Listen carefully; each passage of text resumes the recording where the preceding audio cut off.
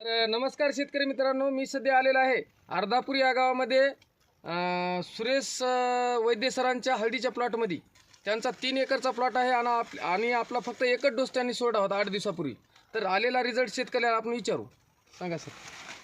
हे जे पूर्ण हिरवळी जे कलर आलेला आहे का, ते पूर्ण कलर त्याचा चांगला खुलून आलेला आहे एकदम.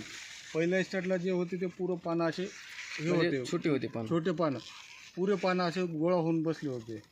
आणखीन एक दुसरं तात्पर्य सांगायचं म्हणजे या साईडला पूर्ण खत आहे या बेडपासून, आणि या बेडला खत नाही. एक बघा गोष्ट शेतकरी टाकलेली. मित्रांनो, खत ज्या- टाकलेला प्लॉट आणि बिना खताचा प्लॉट आज ओळखू येईन झालाय. नेमकं दोन्ही पण सारखे दिसायचे. शेतकऱ्याचं म्हणणं आहे ज्यावेळेस समजा मी यांनी टाकू नको म्हणल्यानं मी नाही टाकला खत, आणि ती 3च बेड ठेवले होते मी, की बाबा खरंच नेमकं काय आहे याच्यामध्ये.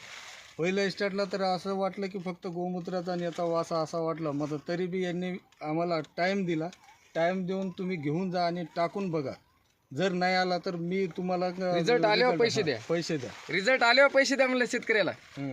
आणि आजपर्यंत पैसे तर मी कालच्याच याच्यात दिले पैसे समजा, आणि त्यांना आज बोलून घेतलं की बाबा बघा तुम्ही काय नेमकं. तर त्यावेळेस जर बघितलं तर मी जेव्हा बेडमध्ये थांबल तर बेडमध्ये माझ्यासुद्धा हाईट, माझी 5.5 फूट हाईट आहे.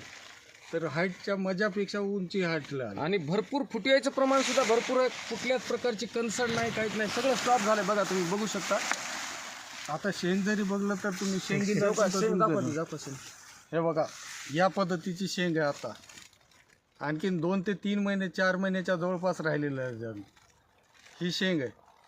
तर ठीक आहे शेतकरी मित्रांनो, नमस्कार.